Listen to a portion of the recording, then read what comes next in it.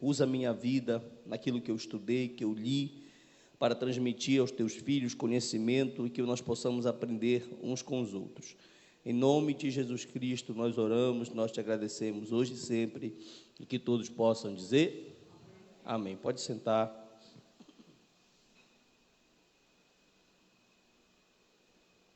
Amém. Irmãos, só aqui rapidinho antes de começar, a minha voz está uma bênção, viu? A virose me pegou valendo, ontem me deu até febre à noite. E eu vim aqui porque realmente não tinha como não vir, né? Mas eu estou aqui, vou ministrar a minha aula.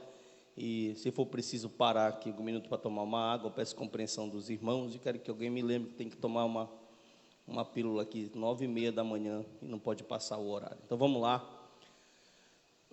Hoje nós vamos falar do livro do Êxodo. Gênesis não, do livro do Êxodo. Hoje nós estamos incumbidos, nesse domingo e no próximo domingo, a falarmos do segundo livro de Moisés, né? O Pentateuco em si, ele requer muita atenção para o seu estudo, e é praticamente impossível nós entendermos a Bíblia Sagrada lá na frente, os demais livros, os livros históricos, os poéticos, e até mesmo, principalmente, o Novo Testamento, se nós não estudarmos o Antigo Testamento, né? E o livro de Moisés, principalmente os 5 primeiros livros, eles vão ser a chave. Por quê? Porque os autores do Novo Testamento, eles usaram ele como Bíblia. João Calvino disse uma frase muito interessante, ele disse: o Antigo está contido no Novo e o Novo está contido no Antigo. Então não tem como a gente não entender os demais livros, a Bíblia Sagrada.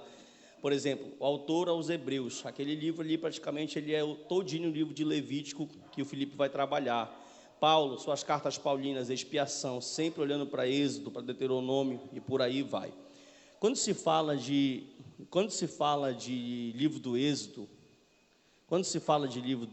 eu trouxe aqui um esboço, mas antes de colocar nele, pode passar, Érica. Isso, pode passar mais um.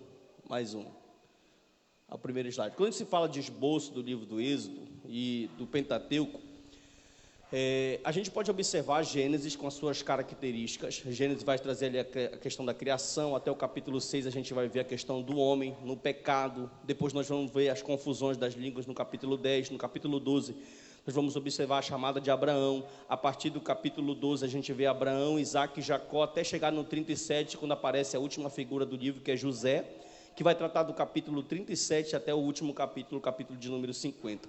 E quando o livro do Gênesis termina, com uma morte, né? Termina com uma morte. Jacó termina abençoando seus filhos, profetizando para as 12 tribos de Israel. E o livro do Êxodo, ele começa com crianças nascendo. Por quê? Porque ele é a continuação, ele é a continuidade do que Moisés estava falando no livro do Gênesis. Então Moisés ele vai trazer características dentro do Êxodo que são características muito fortes, porque ali você vai ter praticamente a história do povo de Israel sendo libertada do Egito. O livro, na verdade, vai ter 3 seções, vai ser praticamente a libertação e a forte mão de Deus libertando o povo do Egito. Depois vai ter a questão da Páscoa no capítulo de número 12, e o livro ele vai ser baseado, e a última é a questão da a libertação, a Páscoa e a última questão das leis. Do capítulo 1 ao capítulo 19, está se trabalhando uma seção. Agora, eu acho algo muito interessante, que uma seção que poderia também ser colocada, é a seção do tabernáculo. Por quê? Porque do capítulo 25, praticamente até o final, eu não sei, tá, o que é que Deus tem com esse tabernáculo, mas esse tabernáculo é muito importante para Deus. Por quê? Porque se você pegar os primeiros 10 capítulos do livro das Crônicas, você vai ver que os primeiros 10 capítulos das Crônicas é só para falar do tabernáculo. E se você pegar Êxodo, do capítulo 25 até o capítulo 35, Deus ele vai descrever parte por parte. Ele vai falar de tudo do tabernáculo, dos parafusos, dos pregos, das cortinas, do linho, das peles de cabra, de texugo, do ouro, da prata, do bronze, de funções de coisas minerais, vegetais, animais, de tudo que foi usado. E sem dizer que os autores neotestamentários vão trabalhar agora em cima do Êxodo, do tabernáculo, as questões tipificando a pessoa de Cristo Jesus. Quando chegamos no livro de Levítico, a gente vai ver que Deus se preocupou tanto que ele vai fazer uma institucionalização. Nós vamos ver Deus preparando, já que o povo agora recebeu no capítulo 20 do Êxodo a lei de Moisés, agora Deus vai trabalhar no livro seguinte como é que o culto vai acontecer. Então, se nós queremos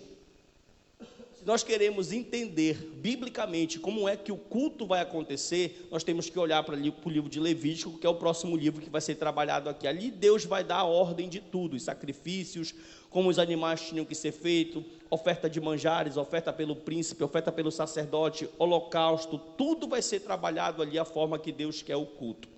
Vou tocar em algum tópico muito interessante na aula, no que diz respeito ao culto e a forma como o culto tem que acontecer biblicamente falando. O livro de Números já está dizendo, Números é um nome grego, tá? Não é um nome hebraico.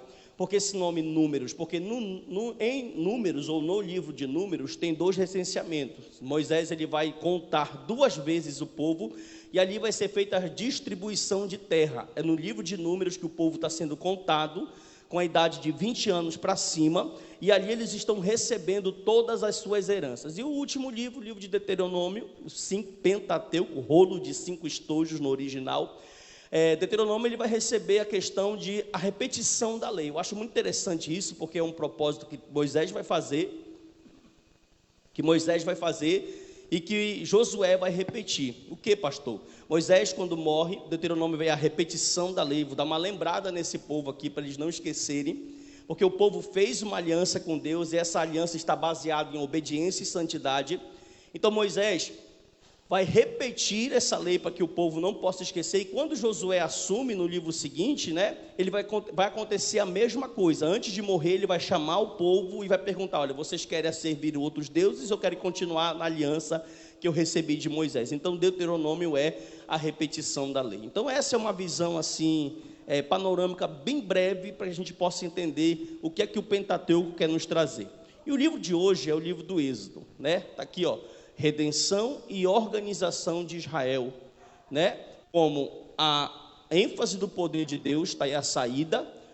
Moisés vai descrever. Eu acho muito interessante que tanto o Antigo quanto o Novo Testamento vão estar descrevendo a ação de Moisés como o autor desse livro. Na verdade, já foi bem recente que a autoria de Moisés, e nós temos a questão das fontes, né? Eloísta, Javista, Deuteronomista e Levita. Então, um dos argumentos contrários à autoria de Moisés desse livro é que Moisés não sabia ler. Moisés não poderia ter escrito Deuteronômio, nenhum dos livros do Pentateuco, nem Êxodo, nem Gênesis, porque ele não sabia ler. Só que dentro do próprio livro nós temos textos, nós vamos ler 2 versículos, que estão ali praticamente autorizando, dando autoridade, dizendo que Moisés ele é o autor desse livro, no próprio livro, né? Então a gente tem aqui, mas pastor, vocês sabiam que os egípcios, juntamente com os sumérios, eles desenvolveram essa arte da escrita, né? Então, nessa questão, o povo egípcio, ele já estava muito desenvolvido. Então, entende-se que Moisés teve nos seus primeiros 40 anos, porque nós vamos falar de 4 períodos de 40 anos, Moisés teve nos seus primeiros 40 anos de vida uma educação religiosa dentro da sua casa. Joquebede passa os ensinamentos judaicos, os ensinamentos de Deus para ele, só que dentro do Egito ele está sendo ensinado na política, militarmente e cientificamente. Então ali Moisés, olha como Deus está fazendo, né? A ida de Moisés para o Egito não foi uma mera coincidência, mas era Deus preparando ele, porque Moisés ele iria exercer ofícios em Israel antes mesmo desses ofícios estiverem sendo normatizados. Então isso é muito importante. Então a gente vai ver uma ênfase do poder de Deus, do capítulo 1 ao capítulo de número 18, vai mostrar a ênfase da saída. Então esse livro é tão importante para a história de Israel, porque aqui basicamente Israel está se tornando uma nação. Israel está se tornando uma nação, saindo do exílio, de 430 anos, digamos, de passagem. Pastor, mas tem uma confusão, porque o autor do Gênesis fala 430, do Êxodo fala 430 anos, outros falam 400 anos, é a mesma questão, desceu com Jacó ali para o Egito, 70 ou 74, como diz ali o livro de Atos dos Apóstolos, mas tem uma resposta que consegue facilmente isso aí liberar uma solução para esse problema. Mas olha aí, a aflição de Israel no Egito. Pode passar, irmã Érica, por favor. Do capítulo 1 ao capítulo 4, a sua servidão e o preparo de Moisés. Moisés sendo preparado, 40 anos, né, o primeiro período, dentro do Egito, porque o Senhor iria preparar, e é interessante que os detalhes dos acontecimentos, dessa ênfase, dessa saída, elas aparecerão em todo o livro do Êxodo. E a gente vai ver, talvez você não lerá, você não vai ver nenhum livro na Bíblia com tantos sinais, com tantos milagres, com tantos aparecimentos, com tantas teofanias, com tantas aparições visíveis de Deus, com tanta presença da Shekinah de Deus como o livro do Êxodo. Esse livro é um livro realmente muito interessante. Pode passar. Então, do capítulo 5 ao capítulo 11, nós vamos ver as pragas e o endurecimento de Faraó. Mas que Faraó é esse?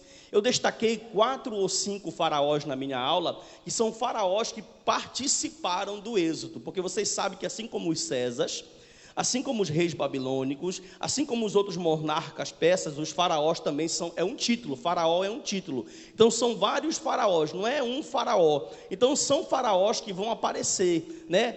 Tem não vou nem arriscar o nome dela agora, ainda mais com a garganta aqui ruim, mas tem uma mulher que subornou o trono, Hatshepsut, uma coisa assim o nome dela, a gente vai ler, depois sai melhor. E ela vai ser ali uma responsável, talvez, pela criação de Moisés. Pode passar, por favor. Quando chega no ponto B, eu destaco aqui o livramento de Israel, viu? A instituição da Páscoa. O capítulo de número 12 vai ser um capítulo central. Vai ser um capítulo central. Porque ali a Páscoa, ela é a festa que inaugura o calendário para eles, justamente porque é uma das principais festas, justamente pelo sentido do que ela vai trazer como lembrança. Vai trazer como lembrança de um povo escravo, de um povo que não podia se libertar, do povo que não podia ter redenção, do povo que não podia se justificar. Ela vai trazer a lembrança do cordeiro imolado que foi passado nas portas. Então a Páscoa para eles tem um significado muito grande. Olha só, aí vai ver a partida apressada, do capítulo 13 ao capítulo 14, isso pode ir passando. Do capítulo 15, Moisés vai cantar, né?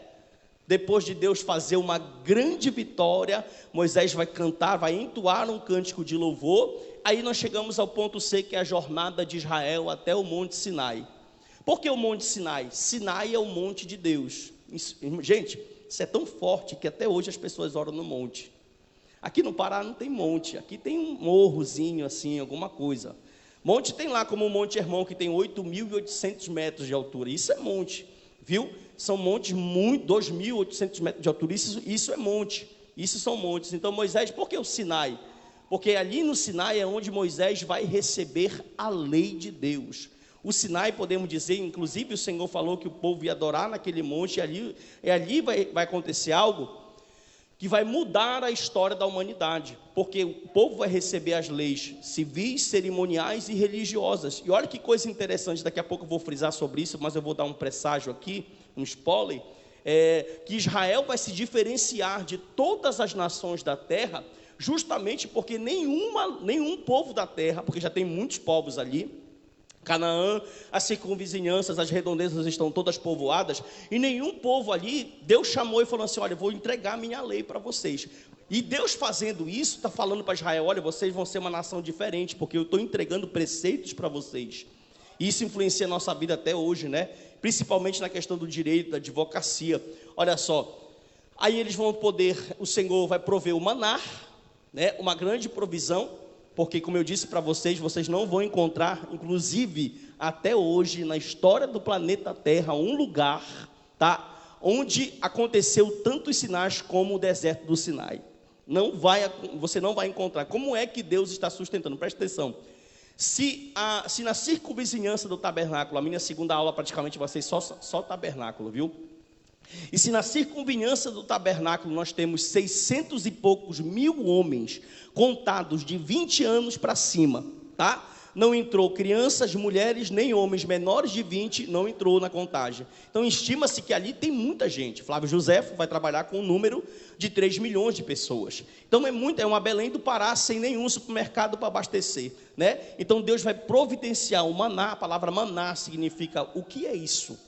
Porque quando eles pegaram o pão, eles não, ou o maná especificamente, e não conseguiram descrever o que era isso. Agora, no maná, tem um ponto muito interessante. Que ponto, pastor? O ponto muito interessante do maná é o seguinte, que Deus deu uma ordem. Eu vou aqui colocar na linguagem contemporânea para você entender. Digamos, se Deus disse assim, olha, de segunda a sexta-feira você vai colher 2 quilos. Né? Só que você tem uma porção para colher todo dia. Se é segunda, você colhe 2 quilos, quando for terça. E o maná, ele caía junto com o orvalho do céu. Quando o orvalho do céu caía, ao amanhecer, o maná estava lá, providência de Deus no comer. Que coisa linda isso, né, irmão? Providência de Deus diariamente, quando está alvorecendo e Deus está providenciando aquele maná ali. Então, quando Deus falava, vocês vão lá, segunda, tem lá o maná de vocês. O chão com certeza estava coberto para abastecer. Todo o arraial era muito maná, né? Era montanha de maná. E Deus falava, 2 quilos. 2 quilos de maná. Só que tinha alguns que, gente, a Bíblia toda vai trabalhar com fé. A Bíblia toda vai trabalhar com... A palavra-chave aqui é fé. E quando eles chegavam no arraial e viam o maná, o que acontecia? Será que vai cair amanhã? Aí, em vez de pegar 2, eles pegavam 4. Só que no outro dia, a Bíblia diz que estava cheirando mal, apodrecia, porque a ordem de Deus era 2 quilos. Agora, olha que coisa surpreendente. Quando era na sexta para o sábado, no sábado ninguém poderia colher. Por quê? Porque no sábado é o dia do descanso, e ninguém trabalha, o capítulo 15 vai dizer isso. E ninguém vai trabalhar, porque Deus vai estabelecer o sábado como uma aliança de Deus com Israel também. Olha, vocês vão trabalhar 6 dias, mas no sábado é meu, é do Senhor. E quando eles pegavam na sexta-feira, na sexta-feira ele escolhia o dobrado, porque no sábado não ia pegar. E da sexta até o domingo não estragava o pão. Por quê? Porque aquele alimento era uma providência divina. Isso aconteceu com o maná. Aí vem a questão do poder do Senhor para proteger Amaleque. É interessante que aqui vai ser a única oportunidade, no capítulo 17, que o povo vai ter uma experiência de guerra. E aqui nesse capítulo 17, Moisés é o líder, Moisés é o profeta, Arão é o sumo sacerdote, e Josué já está nessa divisória aqui, porque depois de Moisés morrer, o sucessor será Josué. Então aqui é a primeira, esse capítulo é muito interessante, porque é o capítulo 17, porque é a primeira experiência de Josué com guerra. Tanto que se você pegar do capítulo 8 de Josué até o capítulo de número 20, você vai ver só o quê? Só tática de guerra.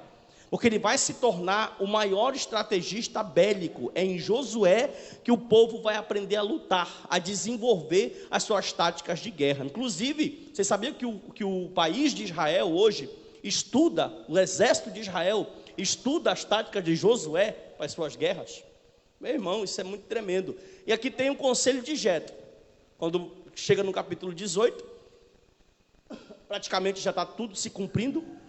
Já teve provisão, já tem maná, a roupa já está lá, o povo já está no deserto estabelecido, só que ainda não tem a igreja, tá? Ainda não tem a igreja. A igreja só vai acontecer no capítulo de número 25. Então, olha o que acontece. Chegou aqui, Jetro vai olhar para Moisés, e Moisés julgava a causa de todas essas pessoas, porque, como eu disse, ele está exercendo 3 papéis.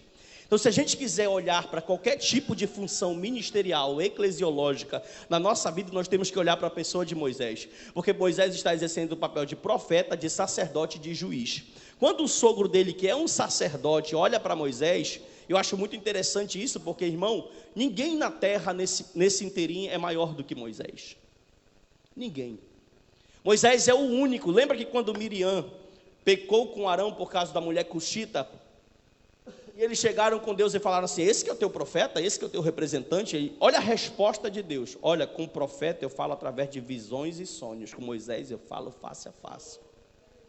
Então não existe nenhum homem na terra que tenha mais poder, que tenha mais força do que o próprio Moisés, viu? Para falar com Deus. Só que eu acho muito bonita a humildade, né? Porque Jetro, ele poderia ter ouvido o conselho de Jetro, e Jetro é menor, Jetro não fala com Deus face a face, Jetro não tem a autoridade que eu tenho, mas ele conseguiu observar. Inclusive, olha que coisa interessante, esse capítulo 18 do Êxodo é chamado capítulo da administração. Aqui nasce a administração, viu? Porque Jetro olha para ele e fala assim, rapaz, tu vai morrer. Como é que tu tá te desgastando, tu está tomando conta de tudo isso? Por exemplo, uma ovelha da tribo de Dan pulou o cercado e comeu uma erva lá, um capim da tribo de Benjamim. Lá vai para Moisés. Irmão, falou mal, lá vai para Moisés. Tudo era para Moisés. Não, tu vai dividir. Aí nós conhecemos o restante da história, né? Pode passar. Aí nós chegamos ao ponto da lei. Do capítulo 19, pode passar até o final. Do capítulo 19 até o capítulo de número 20, o Senhor vai fazer a proposta: olha, eu quero fazer uma aliança com vocês. E essa aliança de Deus com o povo era uma aliança que vai se basear basicamente em duas palavras.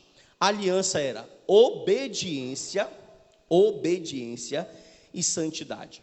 A aliança de Deus com o povo é isso: vocês obedecem o quê? A lei que eu vou dar agora no capítulo 20, porque Moisés vai receber a lei agora no capítulo 20.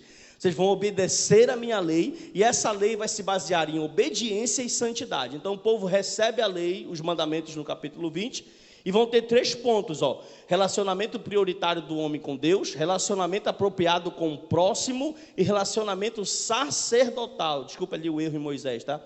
De Moisés como mediador. Então, Moisés vai dizer, inclusive os 10 mandamentos, a primeira parte, ele fala do relacionamento do homem com Deus. A segunda parte, ela fala do relacionamento de Deus, do homem com o próximo. E quem vai ser o intermediador?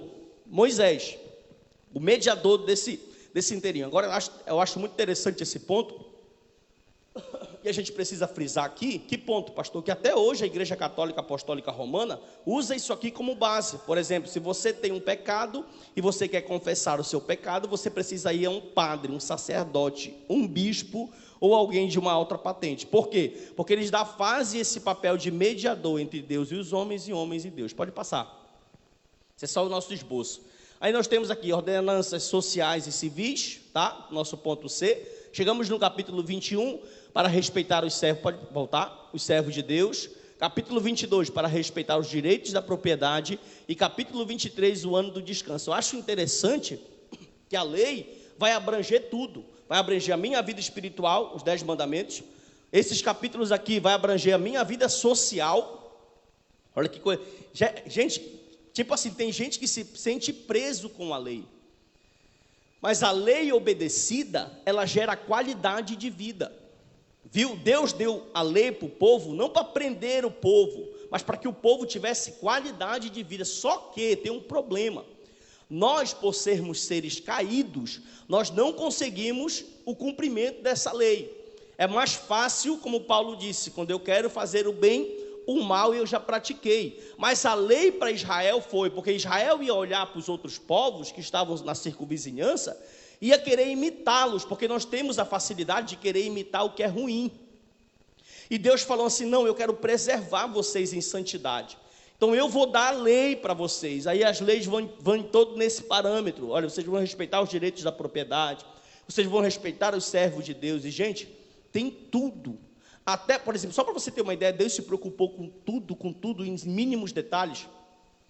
E quando esse povo está peregrinando no deserto, aqui na costa deles, na mochila, ou no que eles levavam, não tem mochila naquela época, né, mas numa boroquinha que eles levavam aqui atrás, tinha uma pá.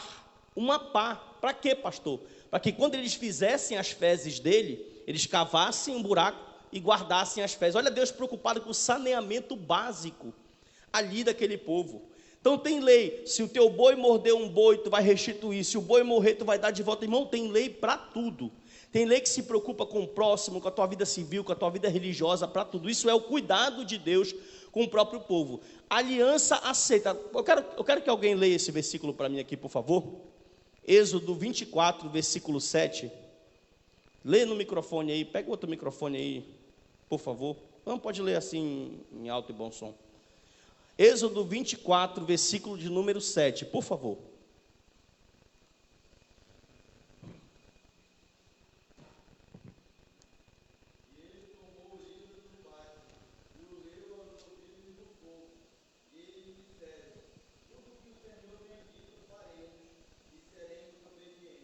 Ó, que texto é esse? 24, 7.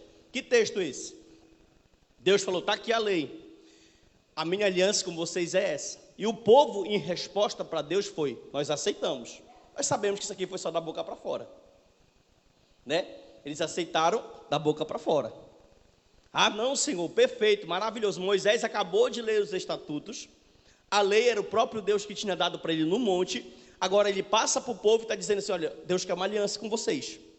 Então, vocês querem receber a aliança? Não, queremos, Senhor, uma bênção, aliança. Foi só da boca para fora, pode passar. Chegamos no capítulo 25 ao 40, olha só, o final do livro é justamente o tabernáculo, viu? O que é que Deus tem com esse tabernáculo, que ele fala mais do tabernáculo do que qualquer outra coisa no livro, né? Há quem diga que Deus tem uma planta dessa igreja, no céu, porque foi dado pelo próprio Deus. Então a gente tem o padrão dos móveis, o padrão da parte externa, o padrão do sacerdote, ponto B, punição de Deus para a idolatria do povo, pode passar. Capítulo 32, idolatria de Israel e julgamento, pode passar. Capítulo 33, a intercessão de Moisés, a injunção de Deus em renovar a aliança. C, presença de Deus no término do tabernáculo. Aí nós temos do 35 ao 40, a congregação, Deus suprindo, os artífices que Deus separou para trabalhar, vamos falar dele na próxima aula. E o capítulo 40, o Senhor vai descer numa nuvem de Shekinah, numa nuvem de glória. Então esse aqui é o panorama, é o esboço geral do livro do Êxodo. Vamos lá. Autoria. O Elen Shemon, esse é o nome em hebraico, tá? Desse livro. A autoria desse livro, ela é Moisés. A Septuaginta vai dar o nome de Êxodo. Tem muita gente que fala Exodo, não é? É Êxodo, tá? É livro do Êxodo, que significa saída. São dois nomes. O nome em hebraico estes são os nomes. Presta atenção, eu até coloquei aqui no slide, você vai já ver.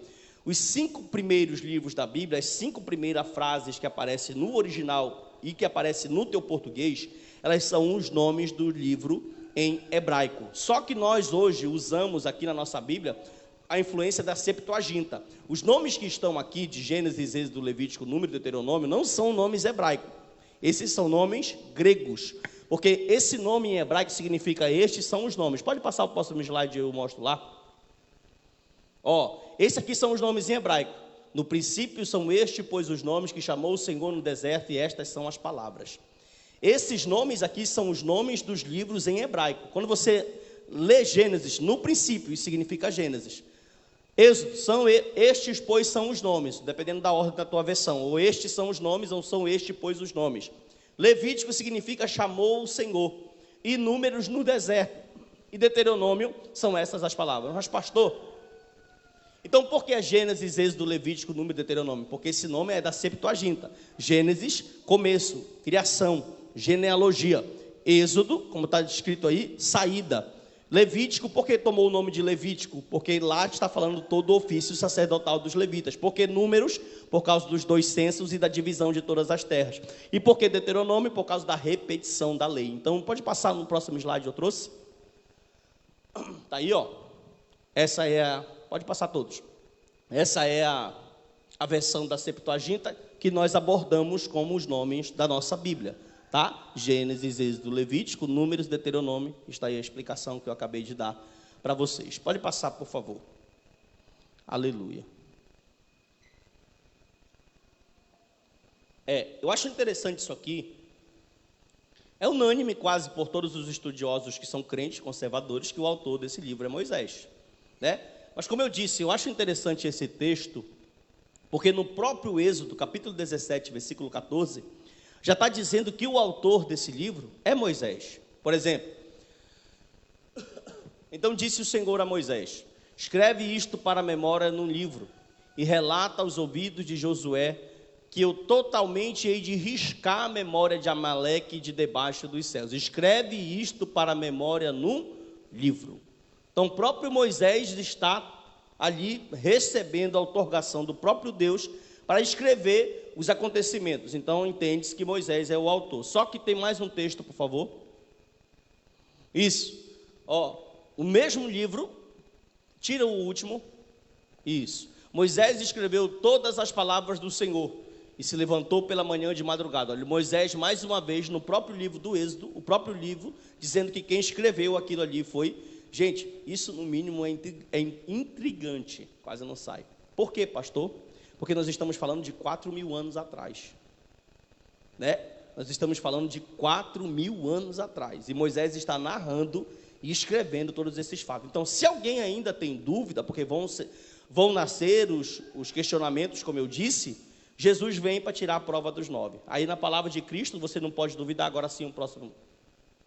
Porque se você duvidar da palavra de Cristo, você tá duvidando da inerrância e infalibilidade das Escrituras. E como nós cremos que o livro é inspirado, inerrante e infalível, então se Cristo falou que foi Moisés, então foi Moisés. Ah, mas arqueólogo tal, fulano de tal provou que não foi Moisés. Eu creio no que Cristo disse, ok? Porque aí vai passar a questão da inspiração bíblica. E o próprio Cristo disse, parece que tem isso, Lucas 24, 44. Cristo disse: são estas palavras que vos falei, estando ainda convosco, que importava que se cumprisse tudo que de mim está escrito na lei de Moisés. Essa lei de Moisés significa os 5 livros, tá? Na lei de Moisés, nos profetas e nos salmos. Então Cristo está dizendo que quem escreveu o Pentateuco foi Moisés. Pode passar. Pastor Narciso, e o cenário histórico? Pode passar tudo. Nós temos 2 datas aqui, tá? Essas 2 datas são as datas mais aceitas. E a data preferida é 1440 a.C. Por quê? Porque essa data aí, ela se encaixa muito melhor com todos os outros pontos que acontecem dentro da Bíblia nos livros históricos. Com a datação do tabernáculo, com o período de data de alguns reis. Então a data escolhida e preferível pelos estudiosos, viu, é essa data, 1440 a.C. E tem também essa data aqui, que é de 1290, só que essa data de 1290, eles tentam agregar ela com um faraó que supostamente não viveu no tempo de Moisés. Então a data mais oportuna para se falar do livro do Êxodo é que Êxodo foi escrito em cerca de 1440 antes de Cristo. Pode passar, por favor. A vida de Moisés tem 3 períodos. 40 anos, parte 1. Está aqui, Moisés, filho de Arão, filho de Joquebede, da tribo de Levi. Ele era um levita, está aqui ele, viu? Esse primeiro ponto aqui, ele passa 40 anos no Egito. São 3 períodos, 40 anos no Egito, 40 anos no deserto de Midian e 40 anos no deserto com o povo, no deserto do Sinai. São 2 desertos, tá? Moisés tem um deserto de Midian e Moisés tem um deserto do Sinai. E aqui Moisés recebeu a educação religiosa, já falei sobre isso, e no Egito ele adquire conhecimento intelectual, político e treinamento militar. Então o primeiro período da vida de Moisés é Deus preparando Moisés. Gente, como eu disse, não foi em vão a ida de Moisés ao Egito, porque tudo que ele adquire ali vai ser experiência para ele poder ser quem ele foi. 40, parte 2, segundo período, passou exilado em Midian, fugindo de Faraó, porque ele matou um homem lá.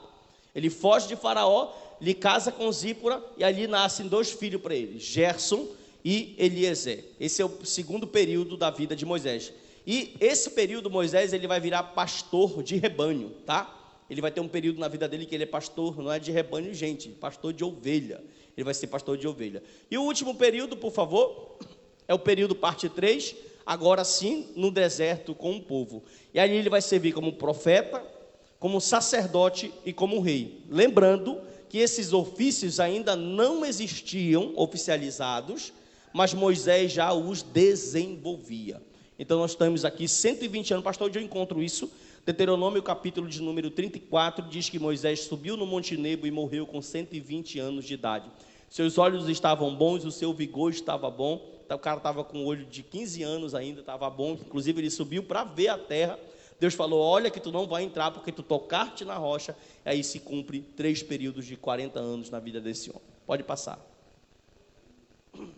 Aí aqui eu acho interessante trazer isso aqui, porque está dentro da questão dos faraós, dentro da questão do Egito, e nós temos esses faraós aqui, nós temos Amoses primeiro, aí aqui já entra Tutmés primeiro, está aí a data deles, 1539 a 1514, e esse Tutmés primeiro ordenou a matança dos meninos na época que Moisés nasceu. Lembra lá, Felipe até pregou aqui a mensagem das parteiras Sifrá e Puá.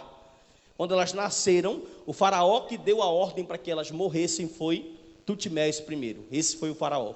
Depois vem a rainha Hatshepsut, agora sim, né?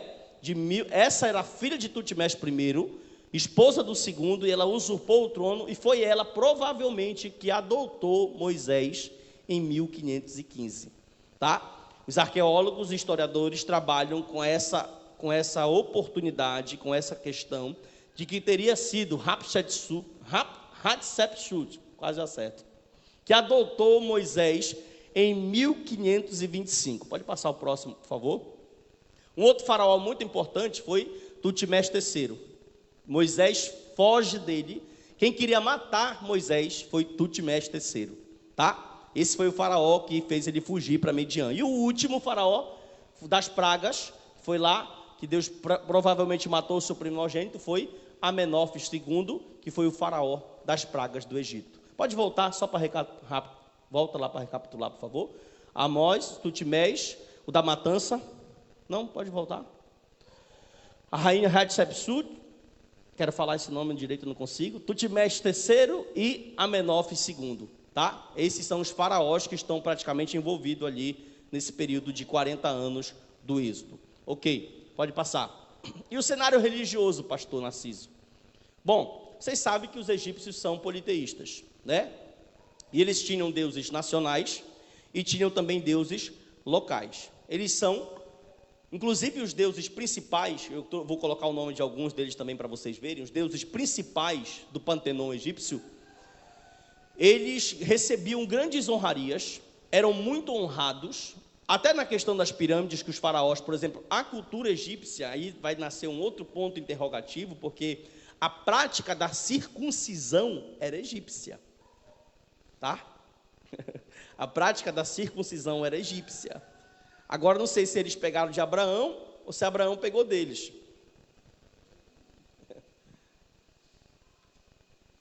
Mas eles praticavam a circuncisão. E os deuses principais do panteão egípcio, eles eram honrados com muitos grandes templos. Por exemplo, se você pesquisar Dr. Rodrigo Silva, que talvez seja o maior nome da arqueologia no Brasil hoje, você vai observar que lá tem um vale chamado Vale dos Reis. E lá está as tumbas dos maiores faraós, que é um vale, um cemitério lá no Egito, onde você vai encontrar. E nas escavações eles descobrem muitos templos que eram dedicados a esses deuses. Por exemplo, pode passar, irmã Érica, por favor. Os principais, nós temos Ra, o Deus Sol, que foi vencido, porque era dia, teve trevas, Ra foi vencido. Temos Osíris, foi vencido, o Nilo virou sangue. Oh, glória. Temos Horus, também foi vencido. Horus era um deus também sol, numa amplitude menor do que Ra, que é o deus principal. Inclusive tem aquele filme Deuses do Egito, que vai colocar muito bem essa questão, né, da questão dos deuses egípcios. E pode passar o próximo, Ptah, que era um deus dos artistas, de Mênfis e dos artistas. Então esses eram os deuses principais. Ainda tem muitos outros, tá? Mas esses aqui podemos dizer que são alguns dos principais deuses do Egito. Pode passar, por favor. Aí nós temos a religião, beleza. Enquanto a religião do Egito era totalmente politeísta, totalmente nessa questão que eu acabei de colocar, José, ele influenciou muito grandemente o Egito por cerca de 50 anos. Então, a questão, olha como Deus foi sábio. Deus sempre quis que o povo dele estivesse separado do mundo. Por mais que preguem que você não tem que se separar, você tem que se separar. E a gente vai ver isso no próprio Êxodo, porque o Senhor separou Gosém. Gosém é uma cidade onde só o povo, os hebreus moravam. Não é judeus ali ainda, é hebreus. Só os hebreus moravam. Gosém foi uma cidade separada pelo próprio Deus, e ele fez isso para proteger eles da idolatria, viu? Que tinha no Egito, para que eles não se envolvessem. Então, de alguma forma, José, quando ele influencia o Egito com cerca de 50 anos, o Egito conheceu da fé do Deus de José, né?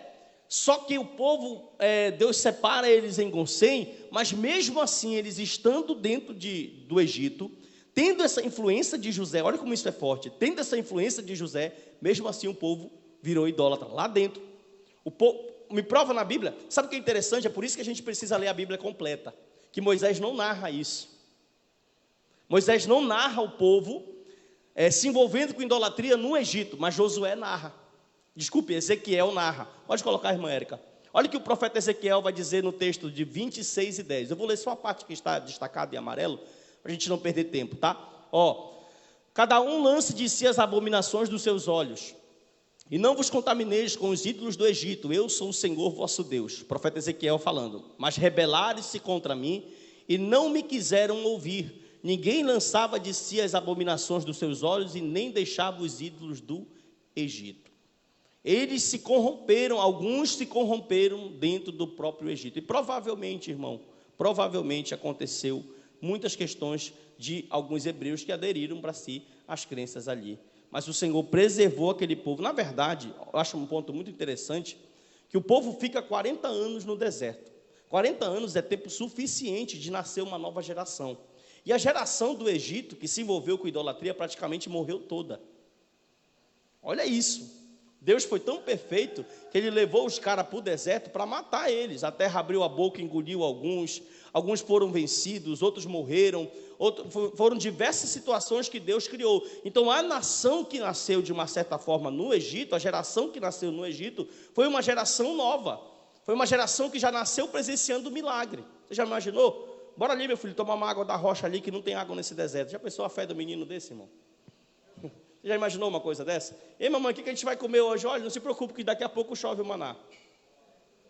Mamãe, e a roupa? Ela vai crescer de acordo com o teu corpo, com o teu pé, e por aí vai. Então já é uma nação que nasce preparada, observando milagres e sinais de Deus. Por isso, existe uma história, quero falar aqui, abrir um texto para falar dessa história, que era os sumérios, os egípcios, os persas, os sumérios, os egípcios, os gregos e os judeus. 4 povos. Aí os sumérios chegaram e falaram assim, Deus disse assim, olha, Deus fez uma proposta para esses 4 povos. Deus disse assim para eles, eu quero que um de vocês leve o meu nome. Quem me oferecer a melhor proposta, eu deixo levar o meu nome por toda a terra. Aí os sumérios vieram e falaram assim, Senhor, se tu nos escolher, nós faremos os maiores zigurates, as maiores torres que o mundo já viu, as maiores construções, e o teu nome será glorificado para todo sempre. Aí vieram os egípcios, Senhor, se tu nos escolher, nós faremos as maiores pirâmides que o Senhor já observou. Todo mundo que olhar uma pirâmide daquela vai lembrar e vai dizer que tu é o Deus Todo-Poderoso. Aí vieram os gregos, Senhor, ninguém fala de filosofia como nós somos dotados de conhecimento, então nós explicaremos as tuas obras e tal. Aí vieram os judeus, aí os judeus falaram assim, Senhor, a gente não tem a força dos sumérios, a arquitetura que eles têm, muito menos, Senhor, a força dos egípcios. Sem falar, nós não somos tão inteligentes como os gregos, mas se tu nos escolher, nós falaremos para o mundo todo quem tu és. Oh, glória. E está aqui, irmão, eles contando a história de Deus para todo mundo. Moisés está fazendo isso. Moisés tem o cuidado de detalhar cada ponto, cada história do que Deus tem feito. Então, isso é muito interessante. Pode passar, por favor. O objetivo do livro do Êxodo. Está aqui, ó, os 3 objetivos principais: saída do Egito, entrega da lei e a construção do tabernáculo. Esses são os principais pontos, os 3 grandes acontecimentos. Na verdade, o livro vai estar narrando esses 3 pontos principais, vai estar dividindo a narrativa nesses 3 pontos principais. Já vou terminar, tá? Terminar um pouquinho mais cedo. Vamos lá. Contribuições singulares do Êxodo. Está aqui, ó. Origem da nação de Israel. A lei e sua importância. Israel tinha algo que ninguém tinha, que era a lei de Deus. Deus diferenciou. Irmão, nós somos diferentes por causa dessa palavra. Viu? Primeiros milagres da Bíblia. Nenhum outro lugar, do Sinai, você vai ver milagres como viu aí. Pode passar. E Moisés foi o primeiro a escrever tudo isso. Pode passar. Instituição da Páscoa. Isso aqui é muito interessante. A gente já está caminhando para o final, tá? Não, lá na Páscoa. Israel tinha muitas festas, mas essa era a principal. Ela tem 3 finalidades. Comemorar a salvação dos primogênitos. Pode passar, agora sim. Segundo ponto, lembrar cada pessoa da necessidade de alcançar a redenção. E ela vai nos ensinar, desculpe o erro ali, ensinar, o significado da morte de Cristo, nosso Redentor. Então essa Páscoa, ela é muito importante. Você sabia que na Páscoa o judeu, ele vai comer no chão, num tapete, onde ele estiver, eles comem ervas amargas, eles não comem pão com fermento. Justamente isso, irmão, eu acho lindo neles. Eles trazem isso 2, 3 mil anos. justamente para lembrar quem eles eram, que eles não tinham poder de se tornarem livres, que eles não podiam viver a redenção se não fosse o próprio Deus. Então, a Páscoa para eles é algo muito importante, porque a Páscoa os humilha de uma certa forma, mostrando para eles que a redenção foi dada pelo próprio Senhor e não pelas suas forças, que a forte mão os tirou do Egito, os sustentou por 40 anos no deserto, proveu, venceu os inimigos, providenciou tudo que eles precisavam. Então isso vai se resumir todo no pensamento da Páscoa, né? Pode passar, por favor. Outro ponto, a lei mosaica e instituição foi dada para revelar os princípios espirituais e morais. Nenhum povo do mundo tem isso. E um acordo ou plano da aliança. A aliança se implicaria em obediência e santidade. Passa um ponto que eu quero falar do sábado rapidinho para a gente terminar. Aqui está essa questão. Isso aqui é muito importante porque se a lei é uma aliança, e no capítulo 24, versículo 7 do Êxodo, nós entendemos que o povo falou, nós aceitamos, e hoje há um grande debate, né? Há um grande debate sobre a questão do guardar o sábado. Nossos irmãos adventistas do sétimo dia guardam o sábado e têm a sua teologia baseada na guarda do sábado, dizendo que Deus não extinguiu o sábado, que o sábado ainda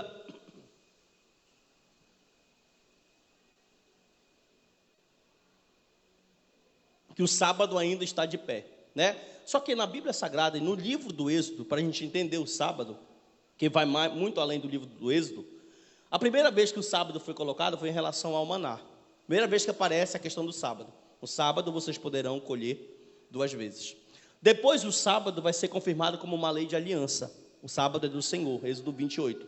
Vocês vão descansar, o sábado ele é meu. Inclusive tem um ano do jubileu na Bíblia, né? Eles trabalham, mas tem um ano, no 7º ano sabático, ninguém planta, ninguém colhe, porque a terra precisa descansar. Isso é fé, porque se você colheu 6 anos de 7, você vai deixar a terra descansar e você vai crer que Deus supre a tua necessidade. Tudo olhando para o Êxodo. Se Deus conseguiu suprir a necessidade do povo por 40 anos, como é que não vai conseguir suprir a nossa aqui? Então, a segunda vez que aparece o sábado é como essa aliança. Só que a pergunta é, essa aliança está de pé ou essa aliança foi quebrada? E o terceiro ponto, ele é um sinal da aliança entre Israel e o Senhor. Agora pode passar. Beleza. Tira o versículo antes, por favor. Isso. O interessante de falar do sábado é que eu falei que a lei se resumia em 2 pontos.